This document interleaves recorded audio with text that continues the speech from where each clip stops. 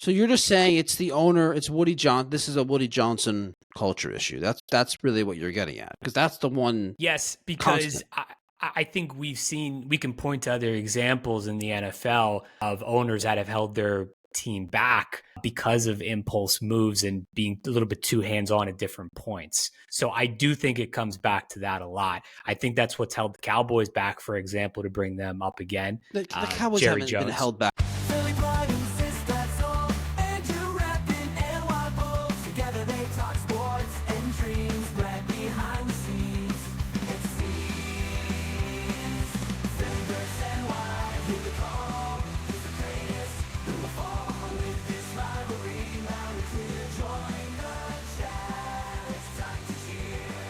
Sports and culture all in one. Catch the fire, feel the fun. Andrew Sistad, Brad unite. Philly NY in the spotlight. Hey everyone, welcome to our emergency podcast, I guess we can call it. I know it's a thing that's out there. We're reacting to Aaron Rodgers was just on McAfee talking about the Robert Saleh firing. We're going to give our thoughts on this. And in general, let's talk Robert Saleh firing and the New York Jets. Brad, how you doing? Good, man. How are you? Good. I was really shocked by the news yesterday. Yeah, I'm in between sales meetings. I'm driving in the car and I see my phone's going off. I got G-Chat people messaging me. I got a bunch of texts and a bunch of notifications from like my CBS Sports, ESPN app. And I'm thinking like, okay, there must have been a big move in sports. So I'm thinking the Jets must have traded for Devontae Adams. Right? I stop. Hey, I pull over. I pull up. give it some time. You never know. Give it, hopefully. But I pull up into my next meeting and I check my phone as I'm walking in, and I'm like, oh shit. This is one. It's a little bit of a letdown because I thought they were traded for Devontae, and then secondly, I was just so shocked by it. At 2-3, you typically don't fire your head coach. I mean, stable organizations, well-run organizations in football and other sports in all facets of business do not fire their leadership after 5 weeks, after a 2-3 start, a game out of the AFC East lead. And we're going to talk about Saleh, why he was fired, why he was a bad coach, how Ulbrich could turn things around and the Jets could improve and have a good season. We're going to talk about that. We're going to talk about things that Saleh didn't do well. Maybe we'll talk about things he did do well. But Brad, to start off, I think it's really important to talk about big picture with this Jets franchise, because firing Saleh after a 2-3 start is poor practice. It is not good for a business, for a sports franchise to be this unstable. Now, if you didn't believe in him, say the front office was torn, some people believed in him, some people didn't. That decision should have made before the season. If you believed in him and you're just panicking after a 2-3 start, you should probably get a different job. Woody Johnson probably shouldn't own a football team. Joe Douglas, apparently he wasn't involved in this decision. We're going to talk about that, by the way. But if he was, you should probably not be a general manager, because that's how the NFL is. A 2-3 start is not that big of a deal. Rodgers was just talking about it on McAfee. We've had several bad starts, he said, throughout his career, referring to when he was with the Packers, and we went on deep playoff runs. Like 2-3 is not time to panic. I think bigger issue, bigger picture, the Jets organization is poorly run, and you can hide that by bringing in Rodgers. You can hide that with some good draft picks and a GM who's theoretically built a good roster. But as you see here, you can only hide it for so long. Yeah, I mean, it's October, right? Like, this is one of the best sports months throughout the whole year. Oh, but yeah, for sure. You're right. And we expect a lot of great competition during this month. You don't expect, though, this type of October surprise, if you will. No, you don't. Like you said, through 5 games. Here's my big takeaway, Andrew. And like you, I was shocked as well. I mean, I don't think anyone saw this coming when they woke up Tuesday morning. The first thing I thought about, though, was, did Robert Saleh forget about qualifications initially when he was hired to be the Jets head coach? And, if he was truly the man for for this job or not. If you put all that to the side for a second and just think about, did he really ever have a chance, a genuine chance to succeed in this role with, someone who had been a defensive coordinator with the Niners and had been around this league for a minute? Did he ever really have a chance to go back when he first was hired in 21, to go through the Zach Wilson era? Rodgers gets hurt within the first 5 minutes last year. You have Rodgers for a total of 5 games, and that's it. You're let go. I mean, he never really had a chance to succeed, in my opinion. And that goes to your point about, ineptitude, ownership, management, and how things have been run by this franchise for a long time. I think he did have a chance. I mean, one thing he did really well, by the way, was when he got here, the defense was a mess, and he built this up to be an elite defense, one of the top 3 or 4 defenses in the league. He had a chance, though. I mean, they had bad quarterback play, but there's things about this Robert Saleh era that if you just get away from the results, the win-loss results for a second, and you look into, and even on our maybe it was episode 7 or episode 8, where I was even at some point, and I'm usually not so critical of coaches because I just think that as fans, and it's hard to really know what's going on. It's hard to know. Like, I know people point to certain things like, oh, look at him on the sideline. Like he's not like looking at the playbook, or he's not talking with Garrett Wilson. It's like, well, I mean, that's one of my favorite things, by the way, to read too much into ... how he's performing, body language, lip reading. I was listening to a Jets pod, and they were talking about how he looked like he didn't want to be there. I mean, come on, you don't like. That's a stretch. What are we doing? What are you working for the FBI? You understand facial expressions? What are we doing here? I mean, this is like if you really understand facial expressions and can break body language down that well, you should be working for the CIA or Secret Service. I mean, this is ridiculous. Of course he wanted to be there. Of course he wanted to win. We don't need to get into that stuff in general. It's just ridiculous. But I think there's certain things about that my point was, even I start to question the penalties. Why are they at the top or towards the top in penalties every single year? Penalties and penalty yards. Then there's little things like that whole hug thing was nonsense. It was a completely fabricated story. It was a complete non-issue. But after the Broncos game, when Saleh goes in the press conference and is asked about the false start penalties, publicly, he actually says that he's questioning if they should change the cadence, like Rodgers' cadence.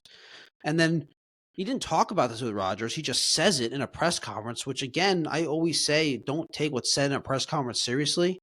But just from a coach to player relationship standpoint, especially with a guy like Rodgers, you can't just go in and just say that. And then Rodgers goes in and they tell him that he said that. He didn't get a chance to talk to Saleh before. And like Saleh will be like, by the way, I didn't mean it like this. I just said this, by the way. They didn't have that opportunity. So he goes in, he's told about it. He's like, well, that's one way to do it. The other way is to hold guys accountable. Which, I mean, just a funny thing. But here's my thing on all of this, though. We've heard stories about this before with major quarterbacks and head coaches throughout the history of the league. And this is only an issue when we're nitpicking these things.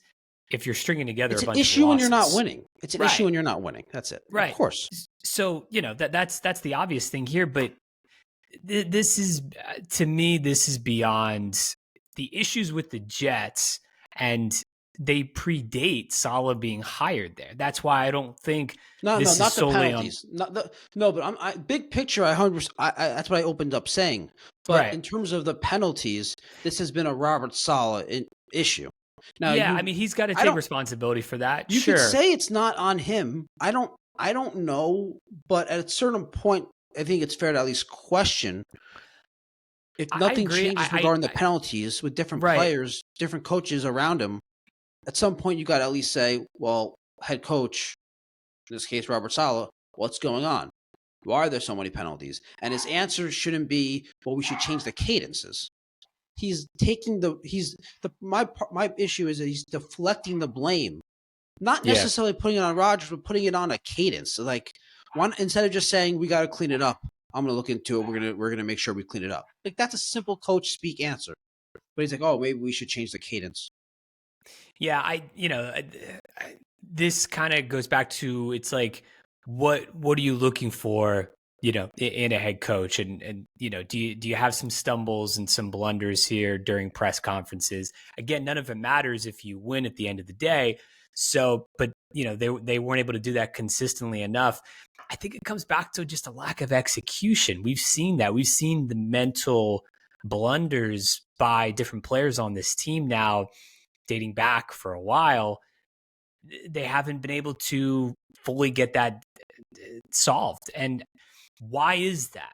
That's what we have to get down to. And yeah, I agree. I agree. And why is that? And is changing the coach just going to fix that? Probably not. I don't think so. I don't think so. The number one issue right now in my book is you're trying to get this offense going, right? I mean, they've struggled to score 20 points. They've only done it once or twice here throughout the first 5 games. Twice, yeah. So you're trying to get the offense going at this point, right? And now you're bringing over the defensive coordinator to be the interim head coach.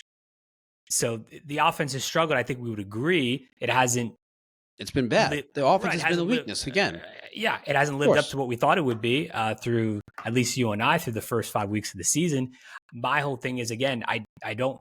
This is not the right move, right? I mean, you're letting go your head coach 5 games in, and you're replacing him in the interim with your defensive coordinator, who's going to be taking over the head coaching duties. But again, you're trying to get the offense going. I just don't see this working right now. I don't see it. I don't like the move at all. He's going to be they're going to continue to struggle here. I mean, offensively. I mean, I think that's the biggest thing. I don't, it's going to be more and more pressure is going to be on Rodgers now. And, is he up for that at this stage of the game where, he's saying all the right things as he did before to Pat McAfee? He's going to play his best. He's going to play better. We know that. But is it going to be enough with the cast they have there on offense to get this offense to a place to where it needs to be? That's a lot on his shoulders now. I'm curious to get your take, though, on going back to Saleh, talking about Woody Johnson, and Johnson coming out and saying that this was his decision alone. Do you buy that? Okay, a couple things. Great question, dude. A couple things about this. One is, do I buy it's his decision alone? Yes, I do. Do I buy that he didn't notify Aaron Rodgers? Not really. I think Rodgers probably knew. I do not think that Rodgers pushed this, or Rodgers is behind this decision.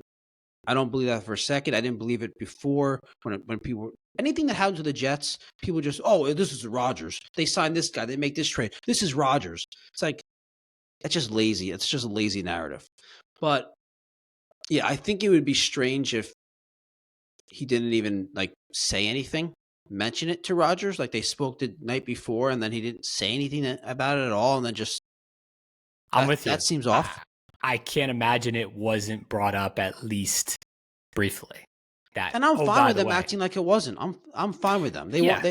Because this isn't, because if they acknowledge that, here's the thing: the media and fans, people in general, have a hard time separating two things. People like to play private investigator. So if Rodgers and Woody Johnson admit, Woody says I told Rodgers the night before that I was going to do this, then everyone says, see, Rodgers, that's not what happened. Rodgers told him to do it, and that's what people would go off of. So they have to just act like this because people aren't capable of accepting information and not jumping 10 steps and saying, well, this is the conclusion. This is what actually happened.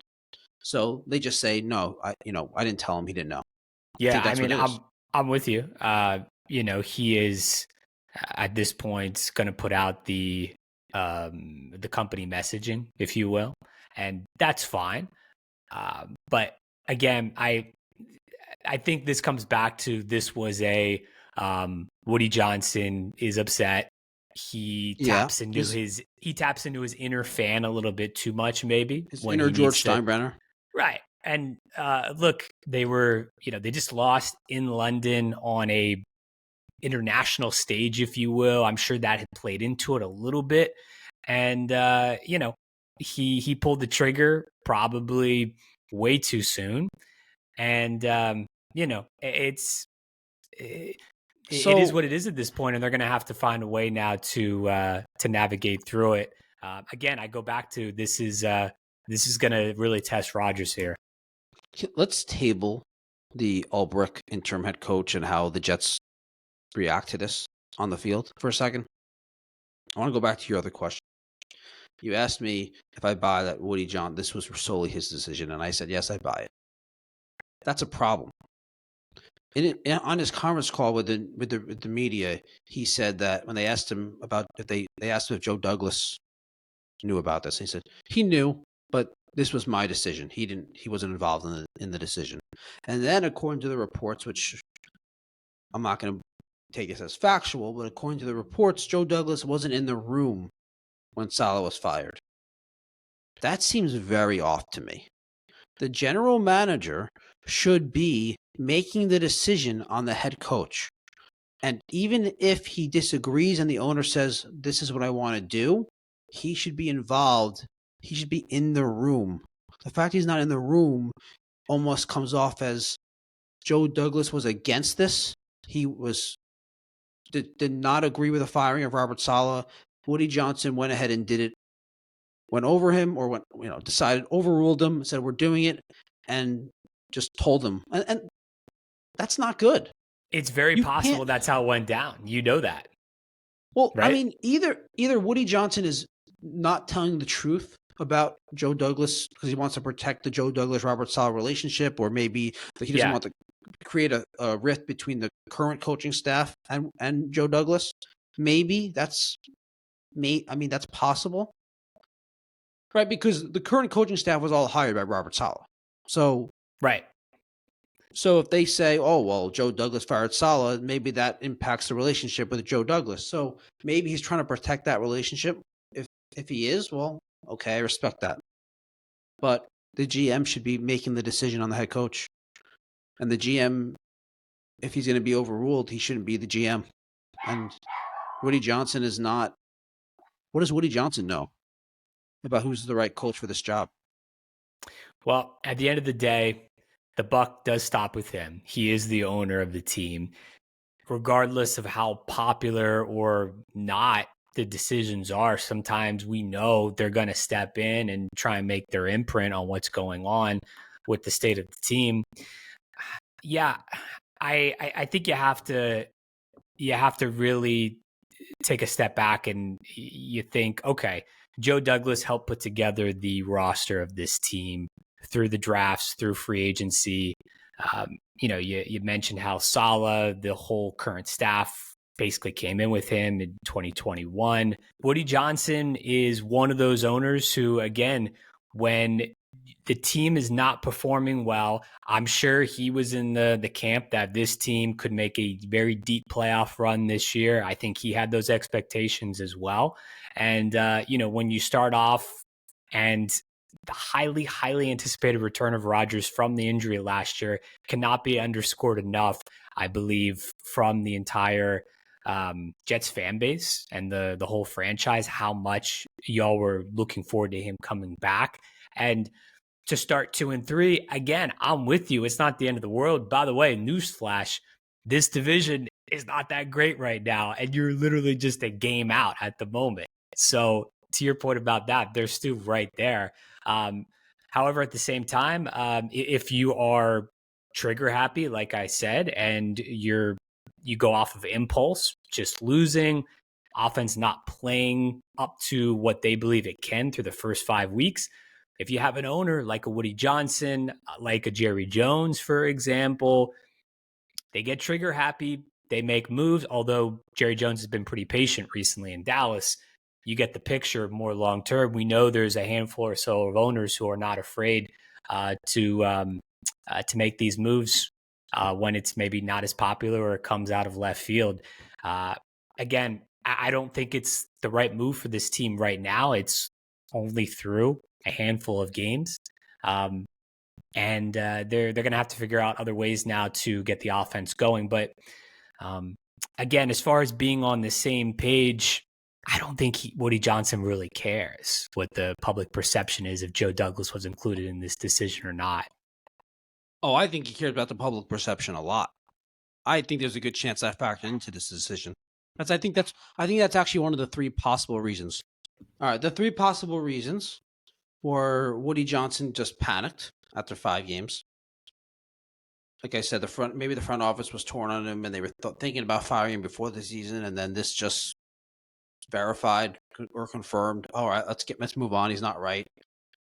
We don't want to let the season go to waste. And then there's the other ones that are out there that are Aaron Rodgers was behind this. I don't believe that. And then there's this really ridiculous one. Have you heard this one?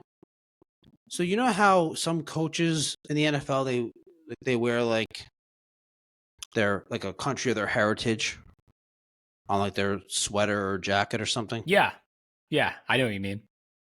Yeah, it's something the NFL is trying to promote. So Robert Saleh is from Lebanon, or his parents were from Lebanon. So he's had a Lebanese flag or like little flag on his sweater or jacket. Many times he's worn this since in the last 2 years or so. But because of what's going on in the Middle East right now, people are saying not knowing, of course, because who wants to dive into context? No one. They just want to come up with a ridiculous narrative. So the idea they're thinking that Woody Johnson thought that Robert Saleh was trying to make a political statement, but with a Lebanese flag. So I'm firing him. I mean, it's just such a ridiculous concept. That's the craziest one I've heard. One of my friends texted it to me. That's why. And I told him how ridiculous I thought it was. And then I was listening to WFAN, and they said, what in the world are people doing? Oh, my God. It's people so just ridiculous. Grasping at anything to spin some type of narrative, right? Anything to deflect away from, I guess, the reality of the team on the field right now and their play and the lack of execution. And the undisciplinedness, like you said, with the penalties and how that's been an issue. That's the most outrageous deal. Yeah, that's crazy. What do the Jets do from here? So we talked about how Saleh isn't the main problem.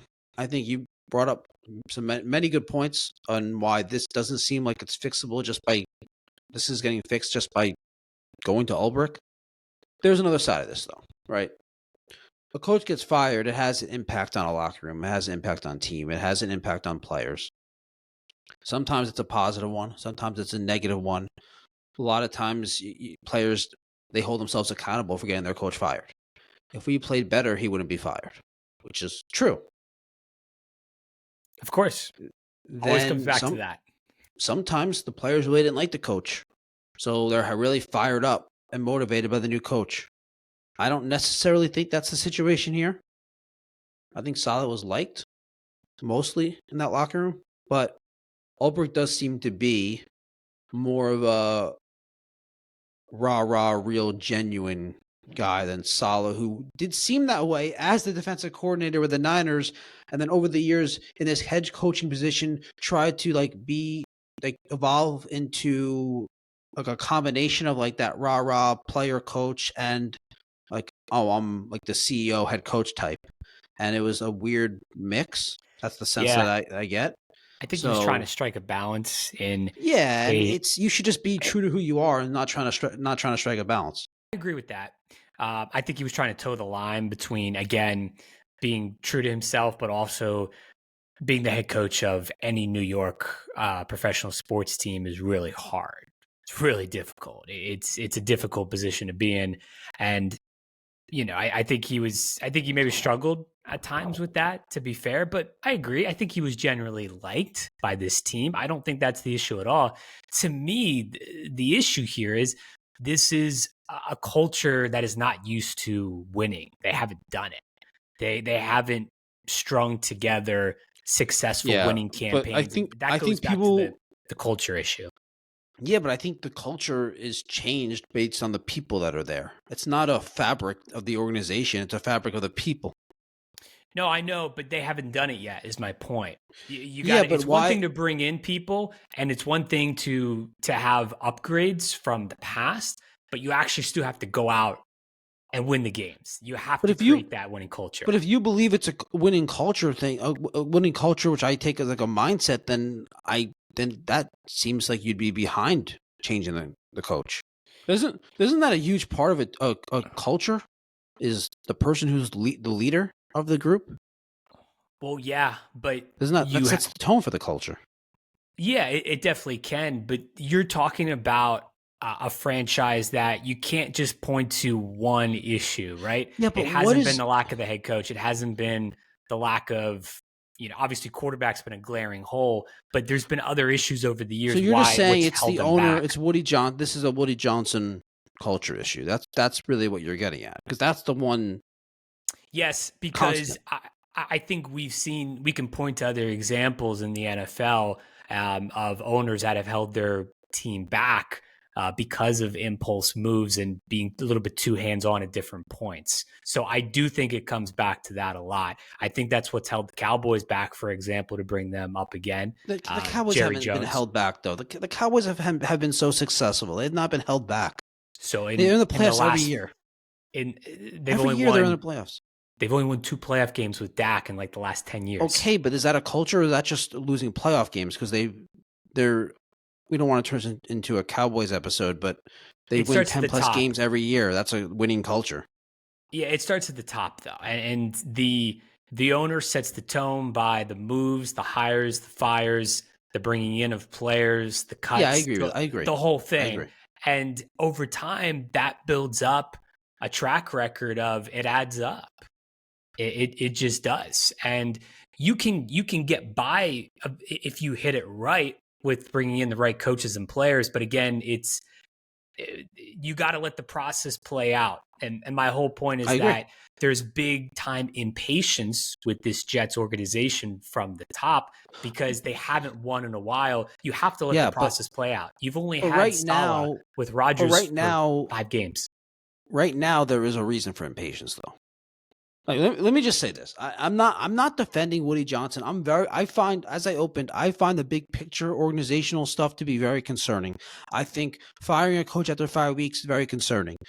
The owner saying that he was the one that made the decision to fire the coach and the general manager wasn't involved in the decision, I find that very concerning. I find it all very concerning.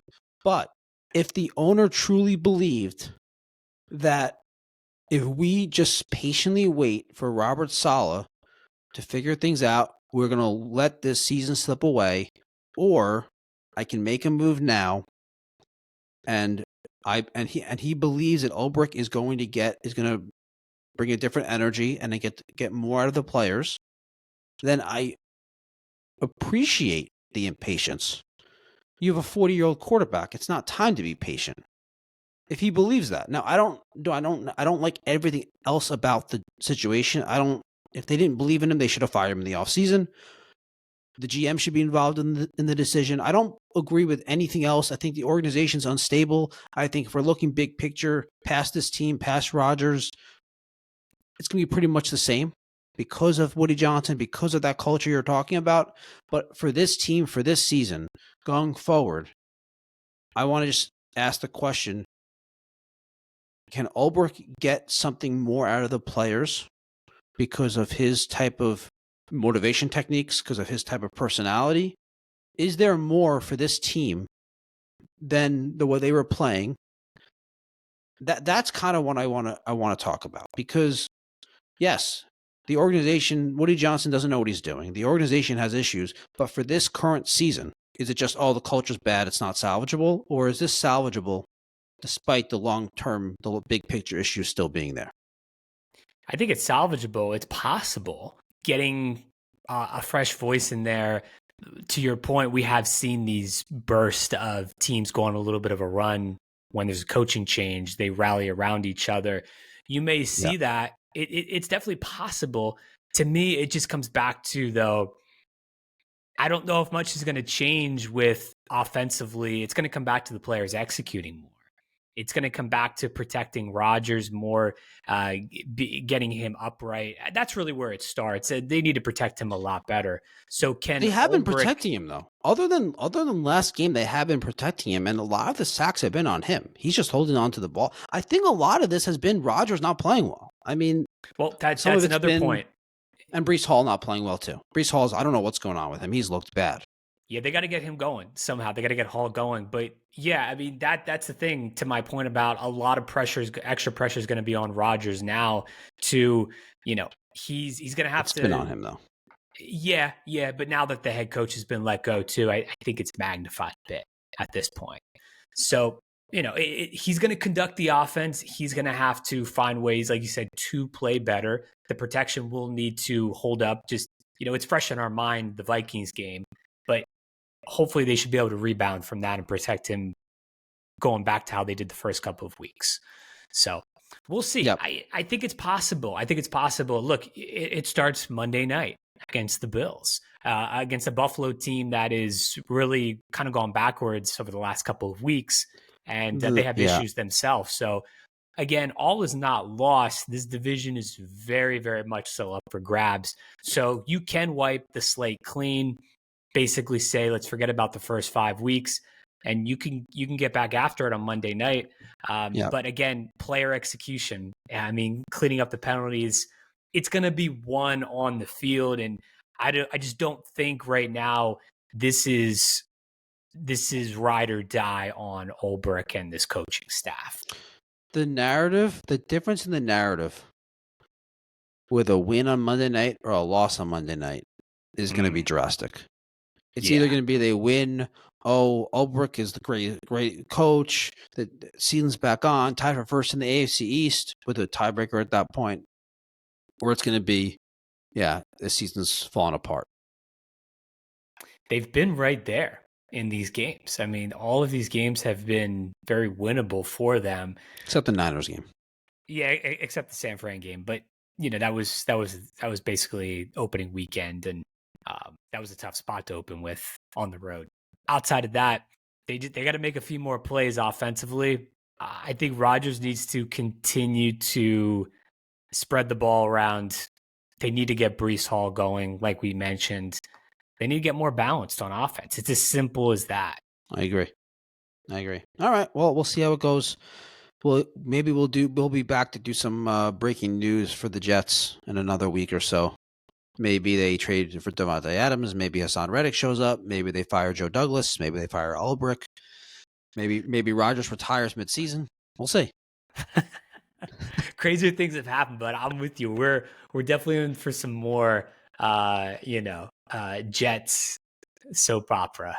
I think I would think so, unfortunately. But yeah. All right, everyone. Thanks for listening. Give us a like, give us a subscribe, and we'll see you next time.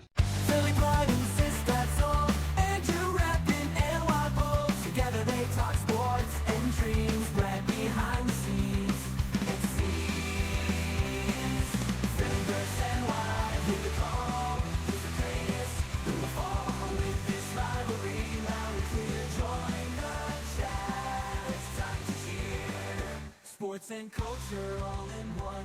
Catch the fire, feel the fun. And juices that glad unite.